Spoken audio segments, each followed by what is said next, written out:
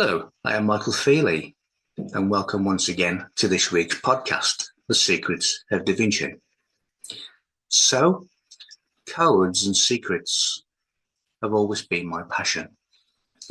Even from the age of 6 and 7, I can remember watching a movie called The Ten Commandments, where actor Charlton Heston was playing the character Moses. And I was always having adult conversations with myself. Could this really have happened? Did it happen?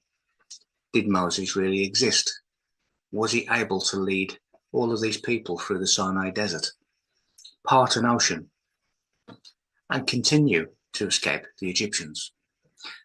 So a 6 and 7-year-old child having an adult conversation of that nature demonstrated from a very, very early age that I was really into secrets and codes and the truth of any situation. Of course, last week I mentioned what Moses really is, which is an initiate. And I described how the Exodus is really the journey from your root chakra, your captivity, through all the other chakras, through the path of least resistance, which is known as the open sea, where you get to the land promised, the promised land, the burning bush, the illumination of your own mind, your own inner illumination. So although I didn't know at the time, I certainly had a deep interest. I still have a deep interest in religious matters. If I walk past a church or a cathedral, it speaks to me. It calls me in. I recognize a secret language in the architecture, in the layout, in the archways, in all of the things that most people will never ever consider. Because Egypt is a deep passion also. And Christianity of the Bible really originates in the Giza Plateau. So it has always been a curiosity to know, to go into my room as a child and as a teenager, to sit there in silence, just contemplating, just looking out of the window to the limitless gaze that my mind could take me. So that really has always been my passion, and nothing has ever changed.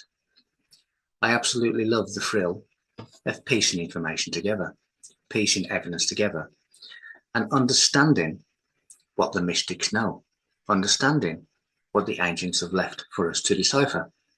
And it really is my life, it really is my passion. So what am I going to discuss today? Excuse me. Well, again, there'll be several things, but as I always say and always will say, they are all interrelated, they are all interconnected, and they all pretty much mean the same thing. So first of all, I'll start with the biblical Elohim.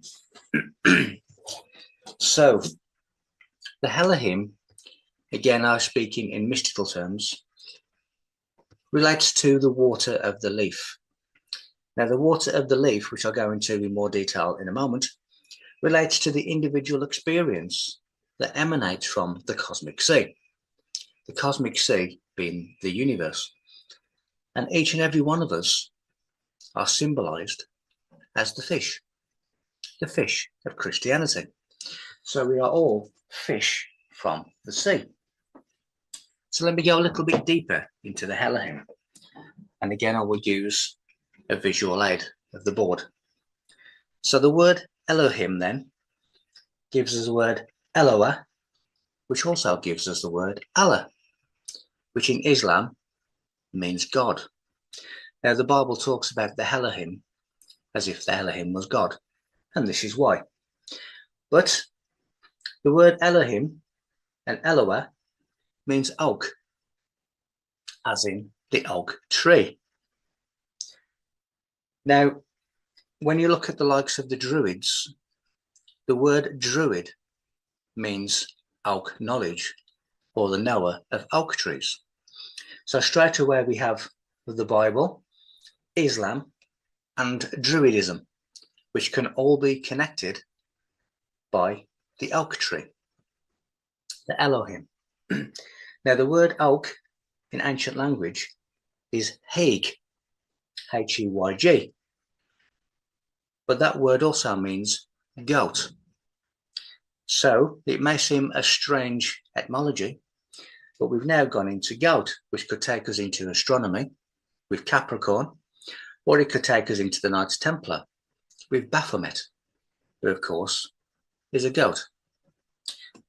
We have the term, or there is a term called riding the goat, and that simply means to become a Freemason. So now, not only can we connect Christianity to Islam to Druidism, but we can now also connect Freemasonry. As I've always said, all of these things stem from each other. So the goat then is climbing the mountain, which is symbolic of the obstacles of initiation to gain a spiritual ascension. So the water of the leaf is divine knowledge, because water falls from the sky. And that divine knowledge is accessible to us all through contemplation, through inner understanding. This is what I was doing alone in my room, contemplating, inner understanding, questioning reality. So the leaf then relates to the human mind or the soul, which can be opened to a higher wisdom when properly cultivated. The proper cultivation relates to that self-development, that self-improvement, that ascension, that evolution through knowledge, through attaining wisdom. The water is divine knowledge. It is the key to accessing divine knowledge which lies within oneself. And we can get that, we can discover that through introspection, because everything is within. Now, in mysticism, there are two paths to wisdom, which is water and fire. So the water of the leaf, the Elohim, relates to the individual experience as we come out of the cosmic ocean to become an individual expression, the fish from the sea. So that is your biblical Elohim. It is each and every one of us. It connects to the oak tree. It connects to Islam. It connects to Druidism. It connects to Freemasonry. And all of them connect to ancient Egypt. So now I will move on to Egypt. We have what is known as the Book of Thoth. But Thoth is an abbreviation of fort. In the modern day, most of us have played cards. So the Book of Thoth is presented to us in the modern day, secretly through playing cards.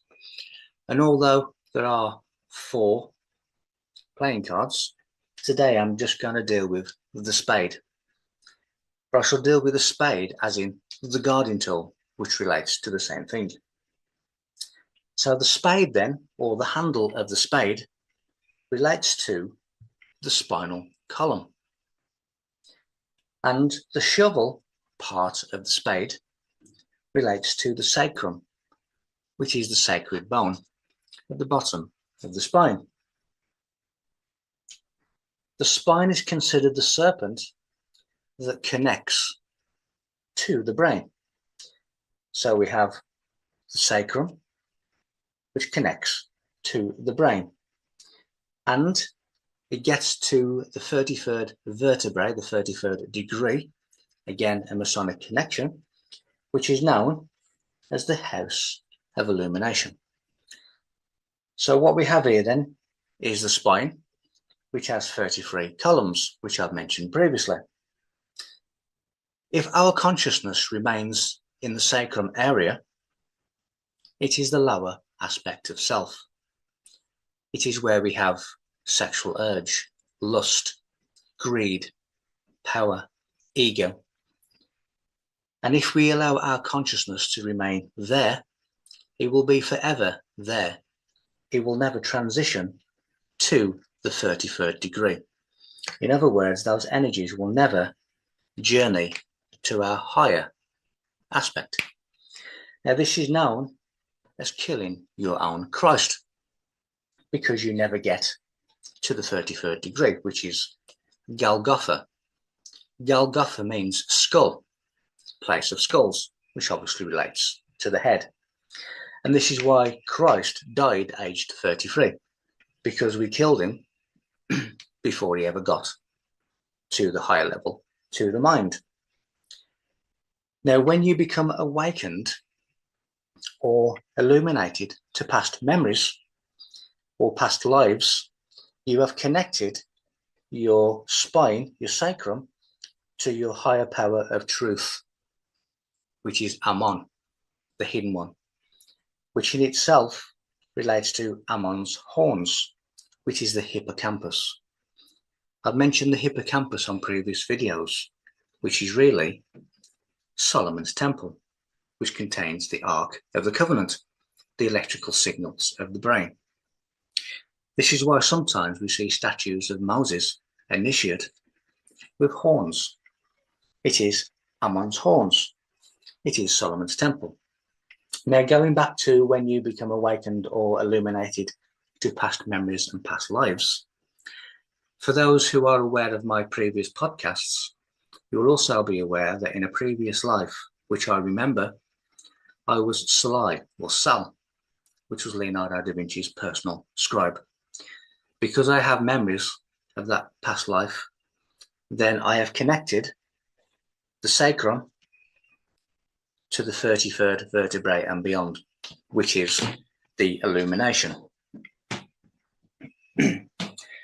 So, a lot of people mention to me all of the time, every time I speak to them, that time for them seems to be speeding up. Now, if I was to get a physical clock and we were to count together, there would still be 60 seconds in a minute. There would still be 60 minutes in an hour. That would not change physically by observing a clock. But clearly, with so many people experiencing time speeding up, including myself, what is happening? Is time really speeding up? Can there be an explanation for what people are directly experiencing? And I've also said many times that a direct experience is the only truth. So what is happening with time? Let me again demonstrate with my board. So time speeding up. So the faster the brain processes information, it is linked to our subjective perception of the speed of time. So your brain works at a certain speed, and if your brain begins to work at a faster processing speed, then for you, the subjective perception of time will also speed up. So the faster the brain processes, the faster time seems to pass.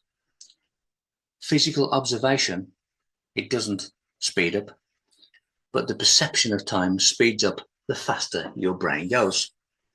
So I did a mathematical equation for that, which is 60 BPS, which is bits per second, over 60 seconds a minute, which really gives us 1. You can also do 60 plus 60, which is 120, and that will become more relevant in a short while when I speak about my equation for the speed of reality.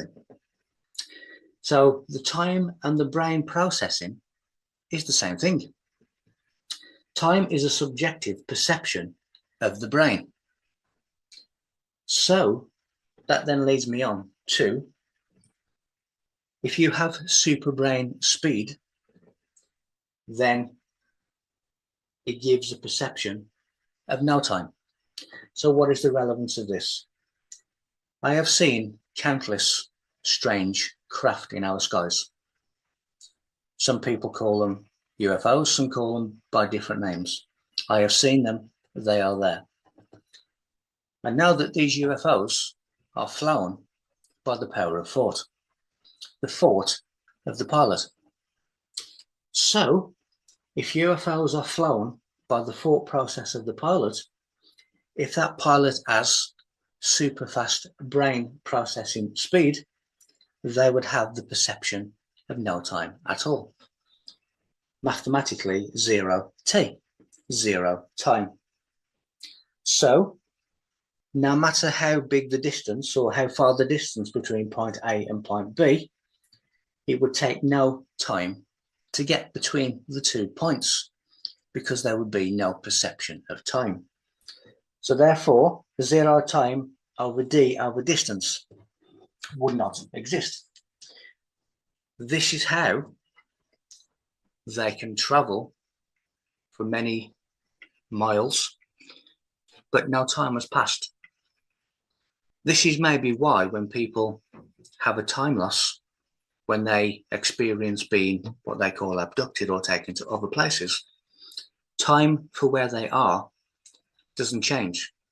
But when they come back to Earth, they may have lost days, months, or even years. Because time is a perception.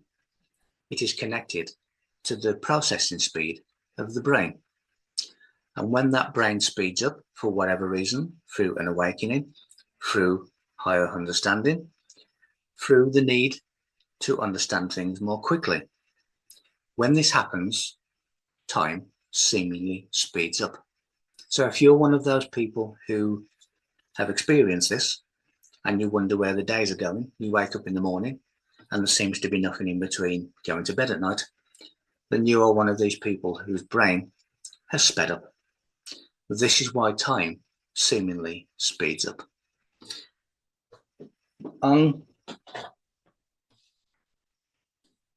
the subject of time, a number of years ago, in one of my quiet moments again, I thought about reality and what reality truly is. Is it real? Is what we are seeing actually what reality looks like? Of course it isn't. If we could see true reality, we would see filaments of light. Now, humans in the spiritual realm look like eggs within these filaments of light. And the more that you develop yourself, the more that you evolve yourself, the brighter this egg becomes. So in the spiritual realms, if you are illuminated, then you shine so bright that you cannot be missed. So this is how we are seen in the spiritual realms. So the reality that we see is information from the senses passed to the brain, which then creates a reality, a familiar reality, largely from its memory. It is not what is true. We are also told that we have 5 senses, when in reality we have one sense that is expressed 5 different ways. And that sense is the sense of touch. So a few examples. Light touches the eyes. Sound touches the ears. Smell touches the nose. Taste touches the mouth. So there are 5 expressions of one sense, the sense of touch. But this sense takes information from the universal data and it passes it onto the brain, which creates what we see. But what we see is very limited. It is contained within that 5 sense consciousness. So all of these thoughts are what I had in relation to a mathematical equation for the speed of this reality that we see. And this is what I came up with. Please bear in mind that there are more mathematical equations to this equation, and these mathematical equations bridged the maths that you will see. This indeed is in brief my equation for reality. As I said, there's much more to it, but I've just done a summary of my findings. So what I did is, through known science, I worked out that time should be over the speed of thought. So science tells us that thought is the equivalent of 120 miles per second. Obviously, the number 60 relates to our perception of time. So that being the case, I did this mathematics, 120 times 60, which gives us 7,200. The square root of 7,200 is an extremely long number, but unbeknown to me at the time, was to be extremely significant. That long number, and please forgive the numbers, but it was 84.85, 281, 374, 2386. That is the square root of 7,200. Within that, when we do a square root of 60, it has a square factor of 3,600, which is the square root of time, square root of 60.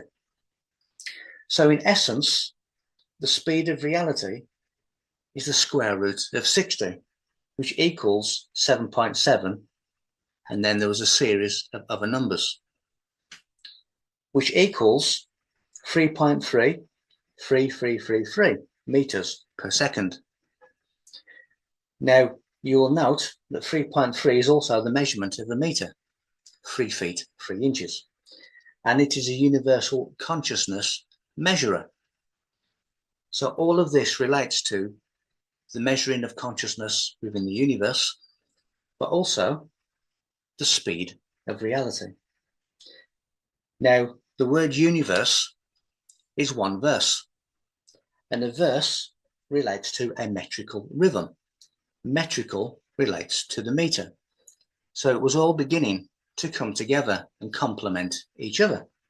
Now, the International Space Station orbits Earth at 7.7 kilometers a second. So even the International Space Station has the same mathematics in its orbit as my speed of reality. Is this a coincidence? I doubt very much that it is. So now going back to the significance of this long number. And in order to do that significance, I shall read from one of the chapters of my book, The Movement, Illumination of the World. So please forgive that I'm not looking at the camera for this. So in the book, I put that in 1975, researcher Wesley H. Bateman discovered what he called the Ra system, which was a mathematical system used by the original architects in defining measurements of ancient structures. The Ra system is a mathematical system of formatted frequency. There are 9 Ra formats that are close to the value of the square root of 2. Bateman categorized these into colors, such as white, red, blue, all of which have a different resonant frequency. But I will concentrate on the central format, which is green. Now, I also described how green relates to Osiris and obviously the emerald tablets and things as such. So to continue, the green Ra format follows the first octave frequencies, and by using the natural second of time and the standard second of time, the green format is the note F, which equals 84.85, 281, 374, 2386.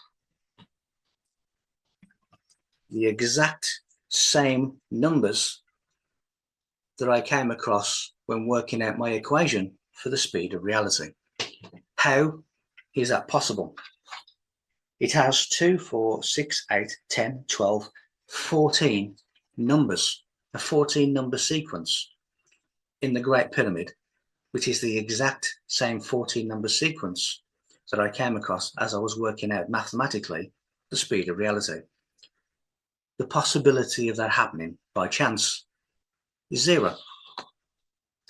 So It is really talking about the raw tone, speed, frequency, and colour.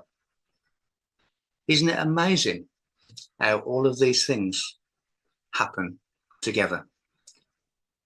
They may seem independent of each other. They may be done at different times, but they all relate to the same thing. So how could it be that the speed of reality relates to the sounds, the sonics of the Great Pyramid? Now, just to show how true that this is, on the 16th of September 2009, Alan Stephen Howarth filed a US patent, and I put the application number in the book, for a frequency spectrum conversion to natural harmonic technology. In essence, a machine that can replicate the frequencies and vibration created within the pyramids, and were deliberately placed into the design of these great structures by the original builders. Now, the wording of the patent is such: process of converting standard music notes to raw format musical notes, comprising inputting a signal of standard musical notes, analysing the frequency of each note in the signal, selecting a raw format natural harmonic resonance, and converting the frequency of each note to a raw format frequency and outputting a signal of natural music. Even a patent was legally granted for these findings. Personally, I think it's a little bit of a cheek to patent something that the Egyptians worked out, something that is inside the Great Pyramid.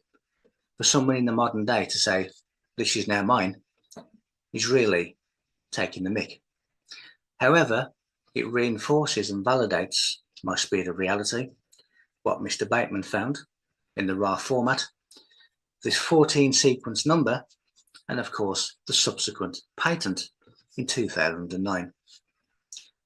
I get messages, I get channeled information, and this information is often validated in many different ways.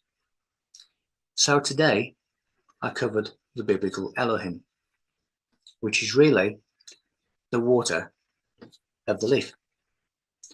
It is an individual expression from a universal soul, which is expressed in multiple different ways. That is symbolized by the fish of Christianity, because a fish, although it may be in a school, is still an individual within the ocean. And we are that individual expression that comes from the cosmic ocean, the cosmic sea.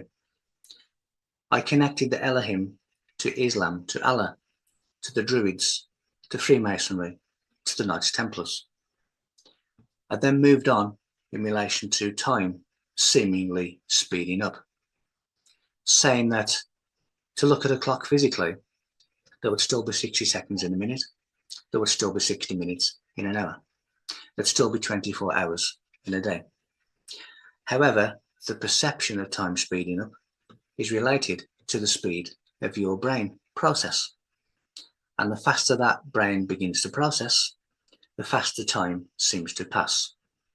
I then took that on to UFOs being driven by the thoughts of the pilot. No buttons, no levers, just the thought of the pilot. And that the pilot has a super brain capacity, a super brain speed, which means that there would be the perception of zero time. To travel between A and B, no matter how far apart they were, it would still give the perception of having no time. I then moved on to my equation for the speed of reality and how it relates to the frequencies within the Great Pyramid. You can imagine when I came across that 14-digit number, and several months later, I came across it once again in relation to the Great Pyramid. I was quite taken back by the coincidence, which was not a coincidence. I will say, and I will continue to say, nothing is separate. Whether it be the 4,200 recorded religions of the world, whether it be the monuments and the monoliths of the world, albeit in a different part of the world, a different shape, attributed to a different culture. It is the same group of advanced beings that spread across the world, and wherever they disembarked is where you find the monuments and the monoliths of the world. It contains the same secret information, regardless of the shape, regardless of the location. In future podcasts, I will extend this to how monoliths and monoliths on other planets of the solar system tell you how to find the monuments and monoliths on Earth, mathematically and precisely. But that will be for another time. Until that time, have a great week. I will see you next time.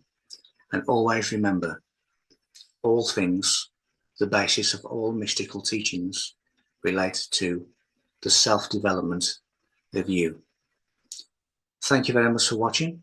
I have been Michael Feeley, and this has been The Secrets of Da Vinci. Take care and see you next week.